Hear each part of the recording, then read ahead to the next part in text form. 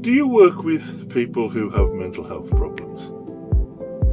If so, the chances are that before you ever met them, these people had tried and failed to resolve their difficulties. That's not particularly complicated, it's not hard to understand. It's just common sense, really, isn't it?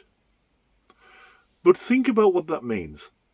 That means that before you ever got the opportunity to work with the people you work with, they had been unable to fix their problems. They will have internalized a message that it can't be done. And I want to talk to you about what that means and how we need to adjust the way that we work in order to get over what is actually a major hurdle.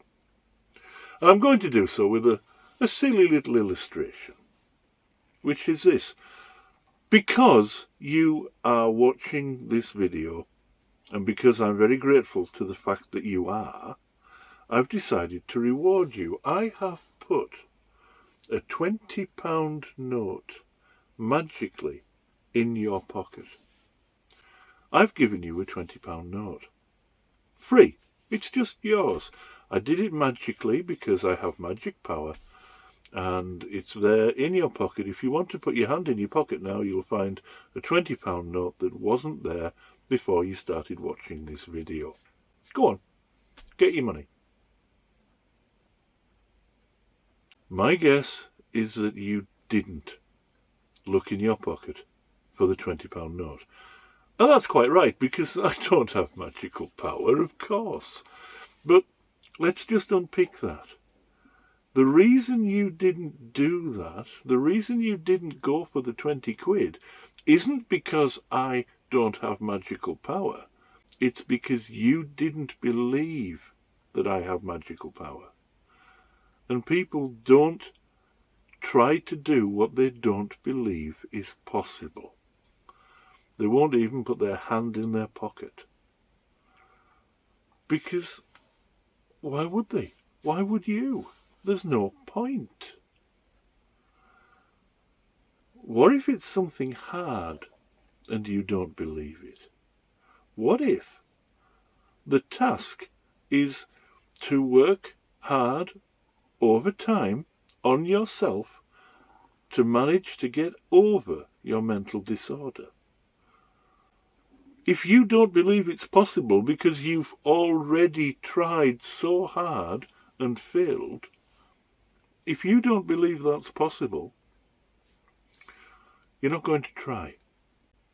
So our task as workers, before we even begin talking to people about coping strategies or doing psychoeducation about how people maintain their anxiety or their depression or even their psychosis, before we even begin that, we need to be clear that we believe that recovery is possible.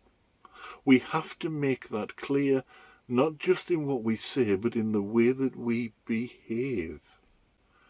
It's called therapeutic optimism, and without it, it's almost impossible for people to get beyond that mindset that they had before you ever met them, that these problems are insurmountable. Therapeutic optimism is vital to good mental health care. If you're not doing it, go and get another job, because you are doing your service users a huge disservice. You're also being effectively dishonest, because if you don't believe in recovery, what on earth are you taking the money for? Anyway, thank you for listening. Please have a think about therapeutic optimism and make a point of demonstrating to your service user, to your client, your patient, that you believe that they can get over this problem. Or at the very least, that they can make major changes. Another thing I often say about therapeutic optimism is it's tied to recovery and recovery is a series of very, very small steps forward. And it's always possible to take the single next little step.